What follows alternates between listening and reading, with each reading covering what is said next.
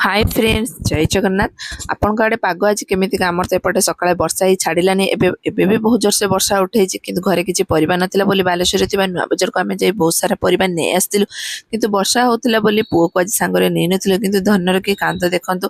बहुत जोर से रागी जाइए सी आज ना मो पाखक ना ता पापा पाखक कहारी पाखक आसुना ता भर ता पापा गेल करते मुझे उपमा बन खाइबापी देती चलतु गोटे होममेड पेक बनवा जहाँ बडी डिटेन सहित ब्राइटिंग दिए गोटे चामच हलदी नहीं मोटे भल भाव भाजी देती से गोटे चामच बेसन को भी दे भल भाव भाजिली से गोटे चामच चीनी भी देती सी ब्राउन है पर्यटन ताको भल भाव भाजी नहीं गोटे बाउल को काढ़ी देती से गोटे चामच कॉफी गोटे चामच लुण लुण जहाँकि आप बडी रिटर्न करने बहुत साहय करे से गोटे चामच लेंबू रस आ कि व्हाइट कलगेट दे देती आप चाहिए क्षीर भी दे पारे या सब बडी आप सप्ताह थे दुई थर लगे ब्राइटिंग आ सहित डिटेन भी बहुत मात्रा हटे दी था दीपर लंच खाई मु पड़े सही आशा करे